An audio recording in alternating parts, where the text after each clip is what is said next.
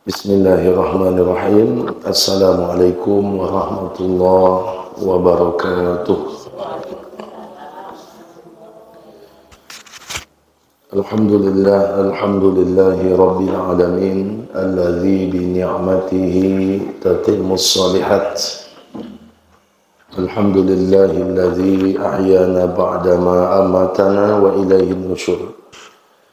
Ashhadu an la ilaha illallah wa ashhadu anna Muhammadan abduhu wa rasuluh. Allahumma salli wa sallim wa barik ala Muhammadin wa ala alihi wa sahbihi wa man tabi'ahu bi ihsanin ila yaumiddin.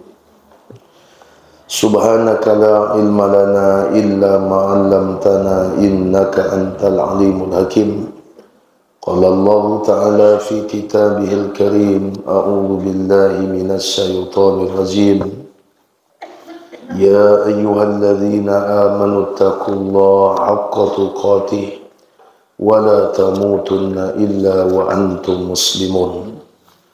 Wa qala Allah Ta'ala, Rabbana inni askantu min zurriyyati biwadin ghairi zi zar'in 'inda baitikal muharram. Rabbana liyuqimus shalah faj'al af'idatan minan nas tahwi ilaihim warzuqhum minas samarati la'allahum yashkurun. Allahumma arhamna bil Qur'an. Bapak-bapak, ibu-ibu, hadirin hadirat jamaah salat subuh Musalla Al-Hidayah Padang Luar yang hadir pada pagi kini, rahimakumullah.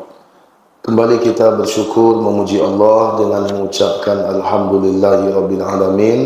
Alhamdulillah, dengan nikmat Allah Bapak Ibu sekalian, kita telah selesai menunaikan ibadah salat subuh berjamaah.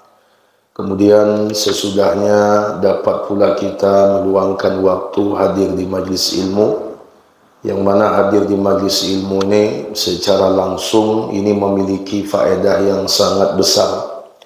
Tidak sama kita hadir secara langsung dengan kita mendengar kajian di rumah kita. Dari terdengar suara ustaz di rumah kami, itu tidak sama. Termasuk awak mendengar pengajian di HP awak. Sekalipun awak tidak hadir, tapi awak kan mendengar juga di HP. Itu pun tidak sama, berbeda.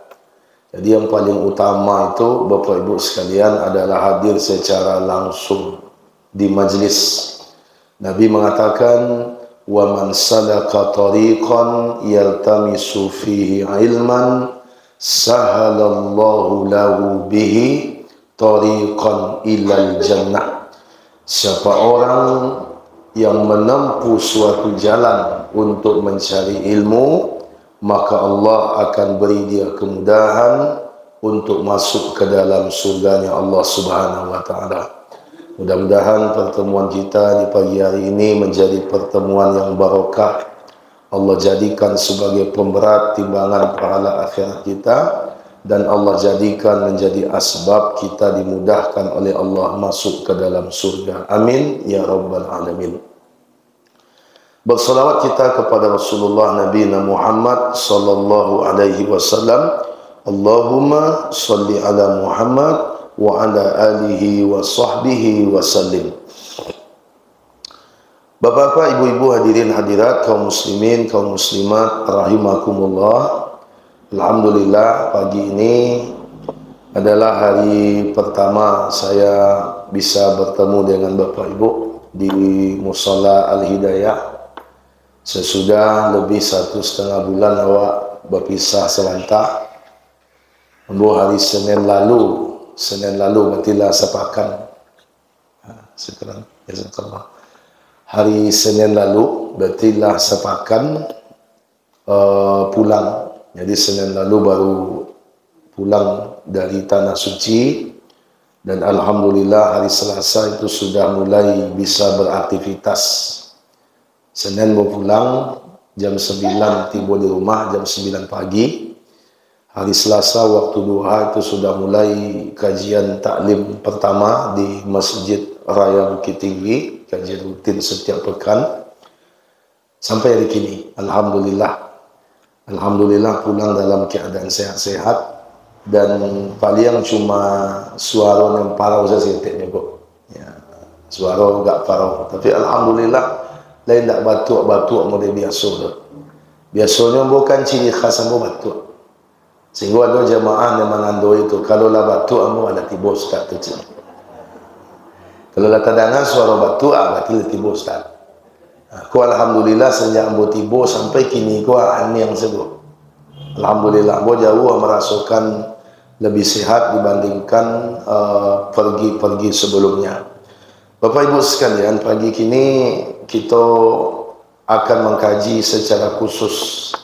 Biasanya kita mengkaji tentang fawaid, tentang faedah-faedah dari kisah-kisah yang ada di dalam Al-Quran. Kajian kitab Riyadhus Shalihin bagian yang pertama sudah selesai sebelum ambo pergi haji beberapa waktu lalu. Pagi kini secara khusus Bapak Ibu, saya ingin berbagi dengan Bapak Ibu tentang pengalaman-pengalaman, termasuk juga secara kajian fikih. Jadi tidak sekadar bercerita tentang apa yang kita alami, yang kita lakukan ketika ibadah haji. Bagi Bapak Ibu yang sudah berangkat haji, baik yang mendengar di media sosial, bagi yang sudah berangkat haji, maka anggap saja ini adalah sebagai napak tilas, mengana-ngana balik. Ambo pai 10 tahun yang lalu, mudah-mudahan dengan ambo cerituan kuah tak buka pengana balik. Oh iyo, bagi yang sudah mendaftar tapi belum berangkat dan akan berangkat dalam waktu yang dekat, maka anggap saja ini manasik ringan. Dan bagi yang belum berangkat dan belum mendaftar, maka jadikan ini sebagai motivasi. Bapak Ibu sekalian rahimakumullah, satu-satunya ibadah di dalam Al-Quran yang dijadikan nama surah oleh Allah adalah ibadah haji. Banyak sekali ibadah, tapi tidak satu pun menjadi nama surah di dalam Al-Quran. Solat, berapa kali kita solat satu hari satu malam? 5 kali. Itu kalau yang wajib saja. Subuh, zuhur, asar, maghrib, isya. 5 kali satu hari. Itu rutin kita lakukan. Akan tetapi tidak satu pun surat di dalam Al-Quran yang bernama surat As-Salah. Tidak ada satu pun. Demikian pula ibadah puasa. Ibadah puasa adalah ibadah rutin. Dia merupakan bagian dari min arkanil Islam. Ibadah puasa dilakukan 1 bulan di dalam 1 tahun. Artinya 1 bulan di dalam 12 bulan. 1 bulan itu bisa 30 atau 29 hari. Artinya itu rutin kita lakukan setiap tahun. Tapi tidak ada satu pun surat di dalam Al-Quran yang bernama surat As-Siyam atau surat As-Sawm. Demikian pula ibadah zakat. Ibadah zakat adalah ibadah yang rutin kita lakukan setiap tahun. Zakat fitrah rutin kita bayarkan setiap tahun. Zakat mal wajib setiap tahun bagi orang yang hartanya telah mencapai nisab. Tapi tidak ada satu pun ayat atau surat di dalam Al-Quran, yang diberikan nama dengan surat Az-Zakah. Tapi uniknya Bapak Ibu, ada satu ibadah yang ibadah itu hanya diwajibkan 1 kali seumur hidup. Tidak diwajibkan setiap tahun.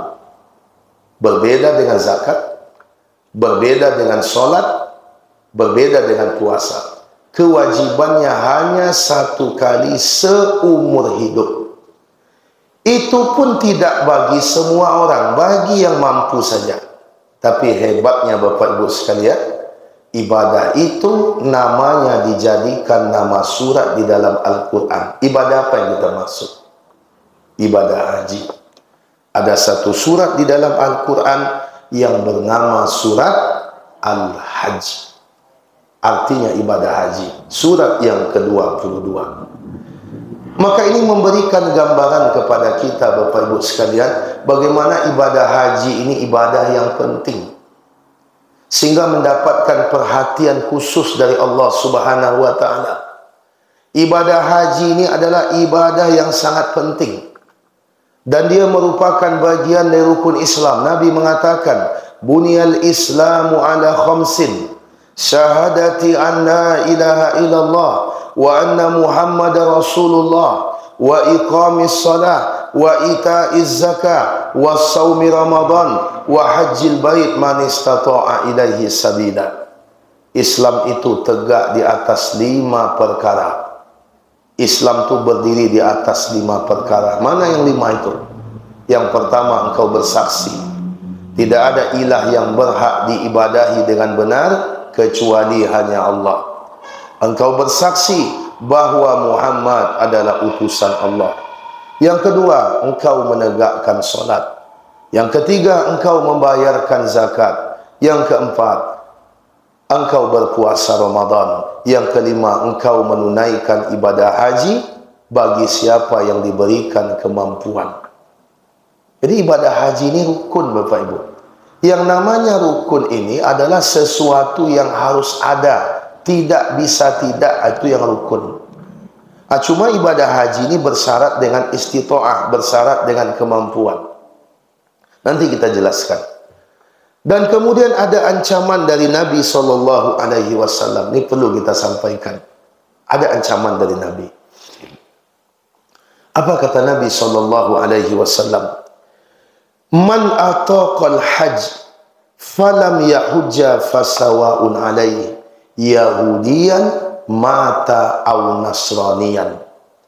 Siapa orang yang diberikan oleh Allah kemampuan untuk berhaji, badan sehat, tanago sedang namuh, rasa kilai pulau, piti banyak, tapi tidak ada takanan untuk pergi haji, bu. Tidak ada terfikir untuk pergi haji, dan tak fikir perkara dunia saja, memperlenggek-lenggekan rumah, menambah isi kadai, memperbanyak cabang, menambah bini cik lain, merancak-rancak auto. Itu saja penganannya. Tak ada terfikir dia untuk pergi haji. Padahal badan sehat, harato lain dia dari Allah. Kemudian apa? Tiba-tiba datang kepadanya kematian. Dalam keadaan seperti itu, tiba mati, datang kepadanya al-maut. Apa kata Nabi SAW? Fasawa'un alaih yahudiyan mata au nasraniyan. Maka silakan dia memilih, apakah dia mati sebagai orang Yahudi ataukah mati sebagai orang Nasrani. Ngeri Bapak Ibu. Ibu perlu kita ingatkan, banyak orang hari ini dia punya harta, badannya sehat, dia beli tanah di mana-mana, mobilnya banyak, sering berwisata ke luar negeri, tapi tidak ada terfikir olehnya untuk berhaji, tidak ada terniat untuk berhaji. Tanda berniat untuk haji ku apa Pak Ibu? Tanda awak berniat ku apa? Bu, apa tanda berniat ku? Mendaftar tu tanda berniatnya. Makanya ada jemaah yang ketika ambo di situ, nyucetnya ambo WA-nya, Ustaz tolong doakan ambo untuk bisa lo pergi haji Ustaz, segera lo bisa. Tu ambo tanya, apa lah mendaftar? Alun le Ustaz. Balo cara ambo mendoa tu. Mendaftar sih alun lah, itu baca lo mendoakan. Mungkin tak bu, nyo tak mendaftar tiba-tiba kedua porsinya. Mungkin tak. Tak satunya mendaftar, kedua porsinya. Heboh lah orang ya. Ini banyak Bapak Ibu, banyak orang yang meremehkan ibadah haji. Karena memang orang membahas kok jarang kok. Dan acok dibahas orang apa? Keutamaan solat, kewajiban solat. Itu semua tu. Kewajiban menutup aurat dan bahaya membuka aurat. Itu banyak tu. Kewajiban membayar zakat. Ancaman bagi yang tidak mau mengeluarkan zakat. Kewajiban puasa Ramadan dan ancaman yang meninggalkannya tanpa uzur. Itu banyak tu. Tapi kewajiban haji jarang yang bahas. Apalagi bulan puasa. Kamu terfikir dia untuk membahas itu nanti, Bapak Ibu. Kenapa? Karena banyak orang yang meremehkan. Akhirnya apa? Dia tidak mendaftar haji kecuali pada usia yang telah tua. Lah ada rumahnya, lah berhasil anaknya, baru terfikir ini untuk mendaftar haji. Baru umurnya ketika itu 65 tahun. Menunggu 25 tahun, menunggu 20 tahun. Baru umurnya berangkit bro.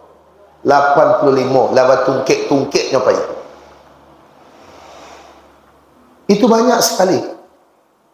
Makanya ketika wak masih taguk, masih kuat, badan sehat, piti lai, daftar. Malah kalau ibu-ibu, apa-apa ibu-ibu, pak-pak kan terdengar di rumah kajian ke. Daftarkan anak awak, lai barasaki awak. Lai barasaki awak, lai ado piti talatak. Daftarkan. Barasaki awak, lai piti talatak banyak. Kau mau cari wajah ibu-ibu, kau wajah piti talatak banyak nampak dan bawa. Bawa.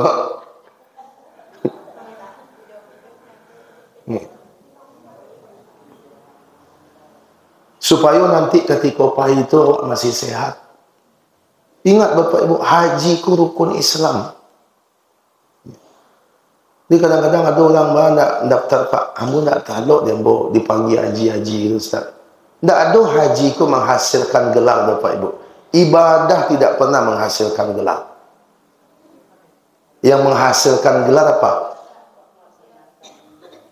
Yang menghasilkan gelar apa? Universitas.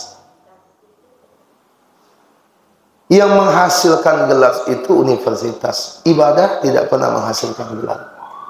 Orang manggil, ya biarkan saja. Yang penting kita tidak harap dengan panggilan itu. Ya. Orang manggil, ya biarkan saja. Dan kalau ada orang memanggil, itu sebenarnya peringatan ya Pak. Pak Ji, maksudnya manggil itu tuh.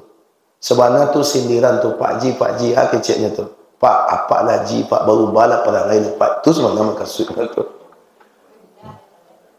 Awak lagi perangai sama je orangnya. Itu sebenarnya sebutan haji itu maknanya tu. Nah, saya ingin menyampaikan Bapak Ibu, istitoah itu apa? Mampu itu apa? Pengertian mampu itu apa? Haji itu kan bersyarat istitoah. Mampu di situ mampu apa maksudnya?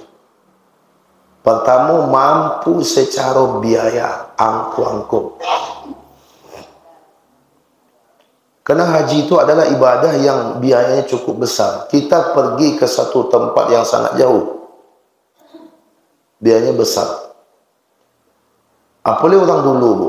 Orang kini nak sekadang orang dulu dah. Ambo dapat kabar dulu, kalau dulu orang pergi haji, Bu, menjual kabau sekandang, Bu. Iya. Dijual kabau sekandang. Bara kabau sekandang sampai 10 ekor, habis sadonya tu. Begitu biaya haji dahulu. Ibadah haji ini ibadah yang membutuhkan harta. Makna istitoah yang pertama adalah istitoah dari segi harta. Karena itu kalau ada orang yang berhaji dengan berhutang-hutang, berarti dia tidak istitoah. Berarti dia tidak istitoah, tidak ada kemampuan secara harta. Jadi istitoah yang pertama adalah istitoah bil amwal. Istita'ah dalam masalah harta. Kemudian yang kedua, ini istita'ah tidak kalah berat, tidak kalah pentingnya. Apa itu, Bapak Ibu? Istita'ah dalam masalah fisik dan kesehatan. Iku penting banget. Taruh lawak berpitih. Tapi pitih ku tak menyelesaikan satu masalah, Bapak Ibu. Pitih ku menolong, tapi jo pitih selesai sadonya enggak. Memang tak tolong wak ada pitih kok. Tapi kalau dengan uang semua jadi selesai, tidak juga. Begitupun dalam ibadah haji. Kadang istita'ah fisik ku, kesehatan ku dianggap remeh oleh sebagian orang. Dianggap remeh. Sehingga ada nempai bu lah sakit-sakit, penyakit lah balik. Indak pulau ada anaknya tu, nyupai surang saya. Tapi dimotivasi terus oleh keluarga. Kalau ambo macam dia, orang nempai haji ko fisik ko bukan kaumu apa ini bu, tapi lebih kepada sehat. Kalaupun dia sudah tua, kalau sehat tidak mengapa. Nyu sehat pun yang pokok. Jadi banyak kasus kemarin kita temukan sudah tua, kemudian sakit banyak, pergi sendiri. Tidak bisa awak marukkan orang lain, Bapak Ibu. Kok lain bisa kadiharuan tu anak, pasangan, suami, istri, tapi yang bedo suami istri ku lah lain lo kedua aku lo parang dan nampak ku lah sakit lo dan ibu ku lah sakit sekeduanya. Tapi awak kalau kamarukan orang lain, Bapak Ibu, kamaruan tetangga, kamaruan kawan sekamar, tidak bisa, Bapak Ibu sekalian. Kenapa? Karena orang pun tentu ingin maksimal beribadah. Inyo nak beribadah pulo. Apolehnya sekali tu pulo ada kesempatan ke situ. Kalau umrah, inyo merasa kurang maksimal, bisa ndaknya mau ulang tahun muka, Bu? Bisa. Mana tahun muka? Bulan muka saya bisa nyo balik tu. Ni tak maksimal kata Rasulullah. Tak bisa begini, tak bisa begitu. Sekalipun tidak wajib, sunnah saja. Tapi nyo tak maksimal dah. Bulan muka bisa nyo balik dia. Tapi kalau haji, tak bisa.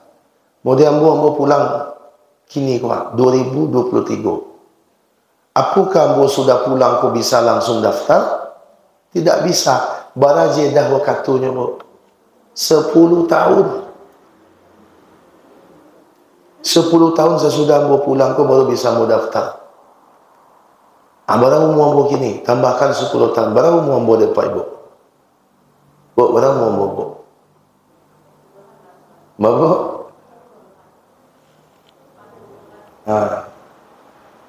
Ampi-ampi tapi alun lain 39.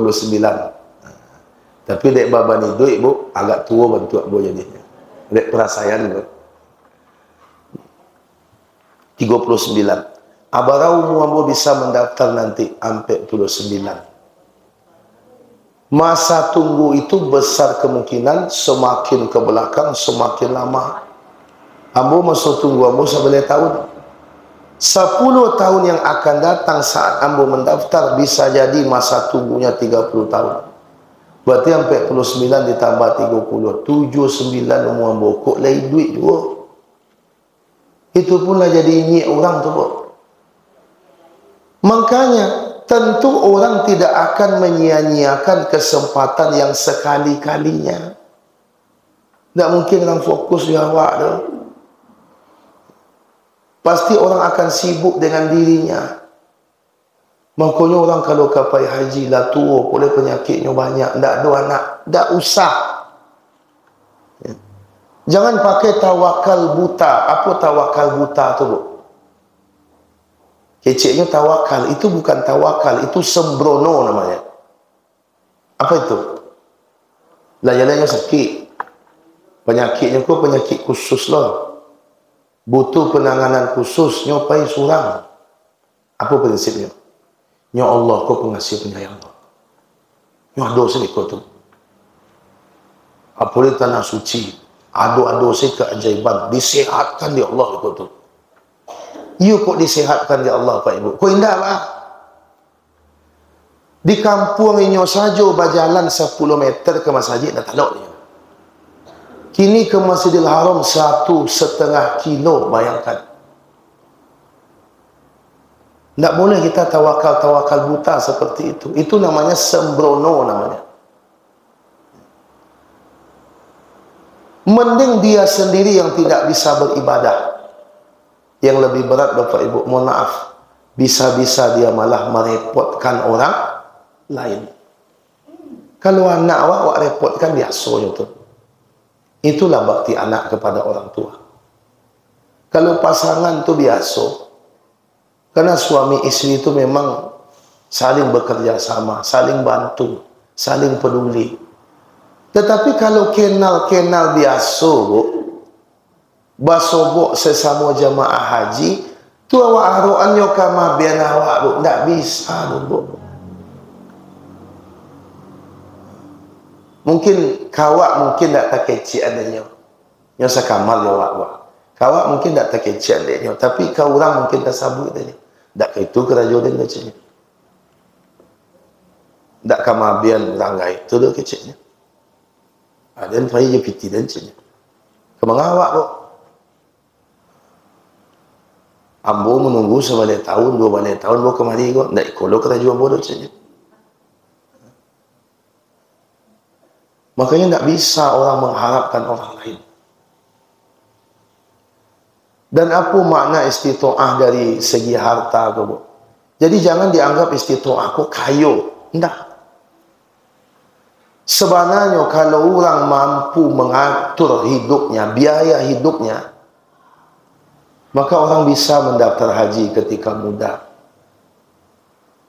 Dengan catatan salero tolong dikurangi. Bedakan antara kebutuhan dengan keinginan. Bedakan kebutuhan dengan keinginan. Kalau kebutuhan apa, Pak Ibu? Kalau kebutuhan tu tidak bisa indah, tu kebutuhan itu. Kalau keinginan, hawa nafsu. Kebutuhan ada tidak batihnya? Ada tidak batih kebutuhan? Ibu makan barakali sehari. 3 kali sehari. Ada nak makan 20 kali sehari nak? Hah? Ada? Tidak. Itu namanya kebutuhan. Kalau kebutuhan ada batihnya. Kalau keinginan apa batihnya bu? Bila berhenti keinginan kau? Keinginan kau bila berhentinya? Mati saya berhentinya bu. Keinginan kau nak tahu batihnya. Punya rumah itu kebutuhan atau keinginan? Keinginan. Dan penting bukan punya rumah bu. Ada tampak tinggal sekalipun mengontrak. Sekalipun mengontrak. Nah, ada orang yang nak daftar haji itu bu, nyumbut rumah dulu. Selesai rumah dulu. Tingkir dulu. Gagah lo rumah aku dulu. Begini lo dulu, begitu lo dulu. Alas selesai rumah pulai. Otolai. Tentu yang tak bisa-bisa mendaftar haji lo kalau model itu prinsipnya. Kamu dulu mendaftar 2002 balik itu, bu takkanlah dalam keadaan yang pas-pasan juga. Makanya bu cuma bisa bu saja, tak bisa berdua bu mendaftar dah. Cuma bu target bu itu, kok dapat bu pai itu masih muda. Kau dapat berpai itu di bawah 40 tahun. Alhamdulillah Allah kabulkan. Alun 40 pai. Demikian juga kendaraan. Kendaraan tu yang penting awak sampai. Orang tiba Awak sampai, kan Allah je tu, bu. Ambo dulu ketika awal-awal kemari tak kena dia, bu. Boleh tak kena dia, bu. Dulu kalau tidak salah, dulu mengaji itu di situ tu, bu. Ya tak? Tidak di situ posisi awak mengaji tu. Ha? Tidak, bu. Tak kena dia, bu, di situ pertama kali. Di situ duduknya.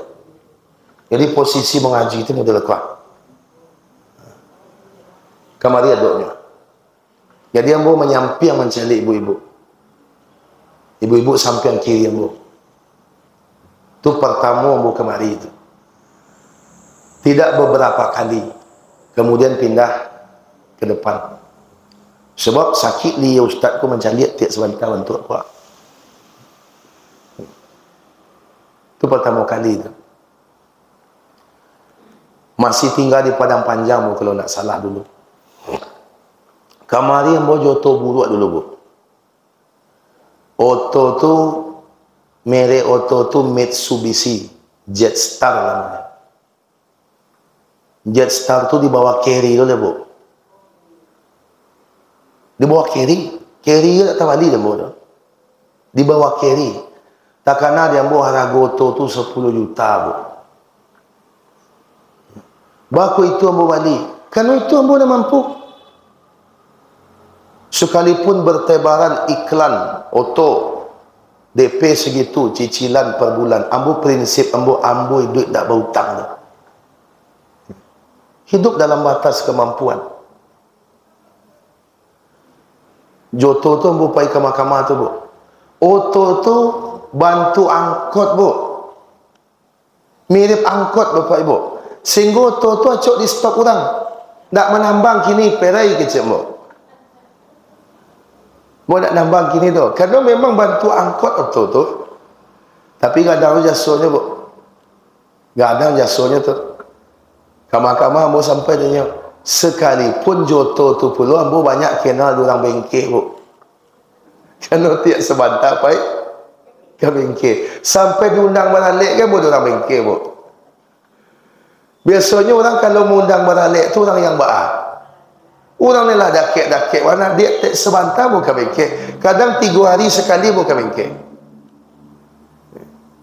Banyak juga perasaan ambo dia. Apa aku itu ustaz balik itu dalam kemampuan ambo. Jadi hidupku sederhana, hidup dalam batas kemampuan. Ya. Tak perlu kawan punya itu, awak ingin lo itu. Kemampuan awak dah itu tak usah. Malu lo awak. Kaguna malu bapak ibu. Gengsi awak. Makan salah gengsi tu. Awak balik oto gagah-gagah. Dipuji dek kawan. Kawan kan memuji saya yang pandainya. Kecuali satunya menolong atau iya tu. Jadi prinsip hidup tu sederhana bapak ibu. Apa yang kita mampu itu balik. Kalau tidak mampu bersabar sampai Allah berikan kemampuan. Termasuk ambo buat rumah model tu juga. Ambo tak pernah memaksakan diri, bu. Ya. Pun tak, barang cicilan rumah sekian. Akhirnya apa? Sekian puluh tahun berhutang. Apa boleh pegawai? Gaji 3 juta. Dan 2 juta 500 lebih pembayar hutang. Apa tak tinggal lain? 500. Kalau 500 gaji yang kena diterima, lihat ada semangat mereka kantor itu. Akhirnya di jam keraja, mau jek keraja, Pak Ibu. Hindari berhutang. Bukan ambo mengecekkan haram berhutang, tidak. Tapi hutang itu banyak mudaratnya. Apa mudarat berhutang? Pertama, kalau kepada pribadi, berhutang itu sering mendatangkan kebohongan. Tahu tak ibu? Apa yang paling baik dalam hidup kau, bu? Yang paling payah dalam hidup kau mana? Meminta piti awak ke orang. Itu yang paling payah, bu. Ibu menyalang piti ke orang, bu. Memintanya mudah atau payah? Payah, bu. Dulunya menangi-nangi menyalang piti ke awak. Kini bah. Awak lo nak menangi nak minta piti awak ke nyok tu. Dulunya membana-bana ke awak menyalang piti. Kini Awak lu memang bana-bana minta piti awak dibalikan. Itu mudarat pertama dari hutang. Kemudian yang kedua apa? Yang kedua, hutang itu membuka peluang riba. Ambo ada di komentari jamaah, bu. Baru tahu ambo. Jadual ambo di situ lah lama ambo tiba-tiba tak ada mulai. Ambo tak ada mencari tahu kenapa ambo tak ada. Cuma ada jemaah yang ngecek ni. Mana ada ustaz tu? Ustaz tu haram ke haram saja. Sado ke haram. Ngecek ambo, bu. Memangnya ambo siap. Masa ambo mudah mengharam-haramkan. Dan berhak mengharam-haramkan tu siapa? Allah. Siapa ambo mudah mengharam-haramkan? Ambo cuma bisa mengharamkan yang Allah haramkan. Itu yang pandai ambonya. Yang Allah haramkan, ambo haramkan. Itu ya harus tu. Oh bangi salah. Oh ndak suko salah, ndak urusan ambo tu dah. Salah satu yang disebutnya, ustaz ku haram saya, riba saya. Yulah jale riba tu bapak kecil ndak riba bapak ibu. Awak menyelang piti 10 juta, balik nanti 5 balik juta. Apa namanya tu? Apa namanya? Riba. Oh bukan riba, tapi bunga. Bukan, itu riba. Jangan sebut lagi sesuatu dengan nama-nama lain. Itu bukan riba, tapi bunga. Bunga tu yang tumbuh di halaman rumah ibu tu, itu yang bunga tu, bu. Tapi kalau salang 10 balik 5 balik, itu bukan bunga, itu riba. Jangan dipalui-alui juga lain. Kalau awak mampalui-alui sesuatu, kabur jadinya. Contoh, ada pedusi menjual dirinya di malam hari, bu, berkeliling-keliling menawarkan dirinya. 2 tui semalam, 3 tui semalam, 4 tui semalam. Apa namanya orang menyebut itu?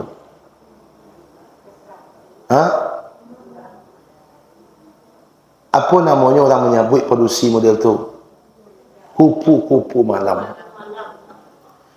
Kupu-kupu berang yang disebut, ada tak dia bentuk tu dia kecil kupu-kupu?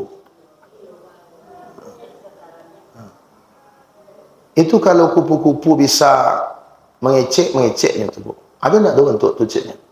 Nah, orang yang model tu siapa sebenarnya tu?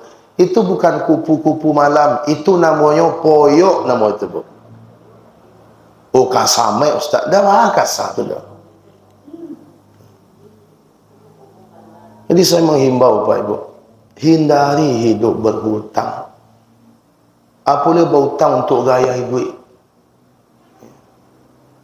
Berhutang untuk gaya hidup, beli mobil hutang, rumah hutang, baju hutang.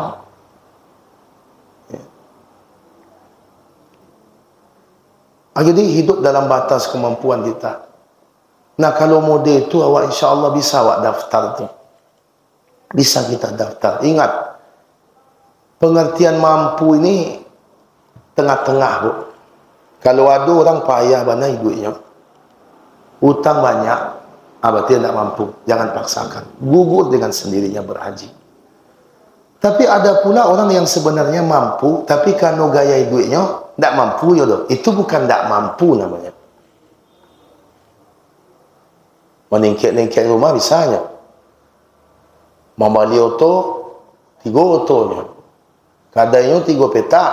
Mendaftar haji dulu lain. Sebab tidak mampu dah. Itu bukan tidak mampu namanya tu. Itu keinginan yang tidak ada. Jadi Pak Ibu sekalian rahimakumullah,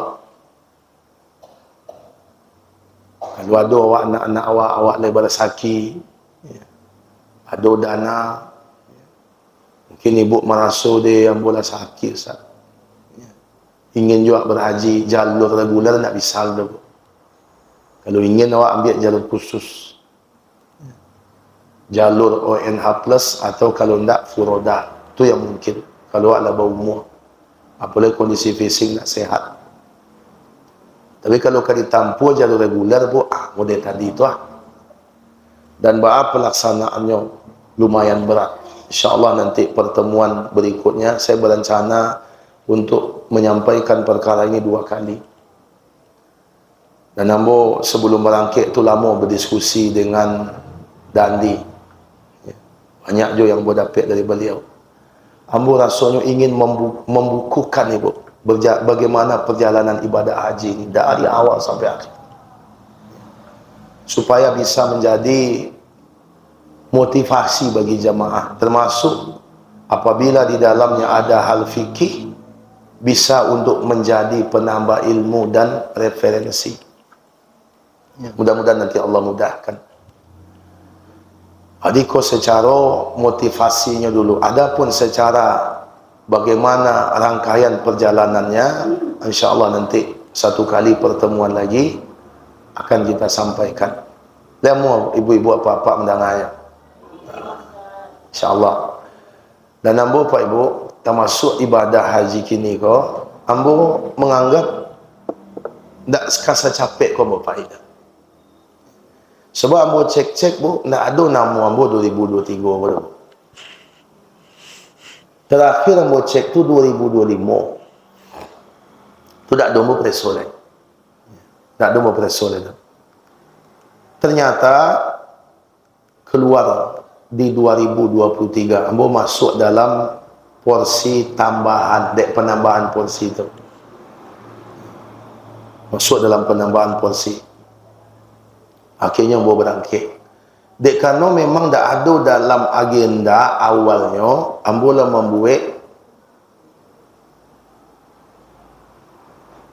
membuat jadual umrah membimbing jamaah. Jadualnya tu tanggal 5 Agustus, 2 hari yang lalu. Ini tanggal 7 nak. Berarti hari apa? Hari Sabtu. Tak mungkin ambo tiba 31 Juli, tanggal 5 Agustus balik lagi. Kondisi fisik tak memungkinkan. Ambo minta mundur, dan mundur bulan ternyata tak bisa. Bisanya cuma mundur hari. Sehingga dimundurkan 10 hari. Jadi tanggal 5 balik Agustus, nanti ambo izin lo balik, ambo pahit lo balik. Alhamdulillah. Dakik rasanya Baitullah ibu ya. Di tanggal 31 mau pulang, istirahat 2 pekan, 15 nanti balik lagi. Jadi masih ada pertemuan awak tanggal 14 ya, hari Senin subuh yang akan datang ya. Hari Senin subuh yang akan datang itu kita masih ada bertemu sekali lagi.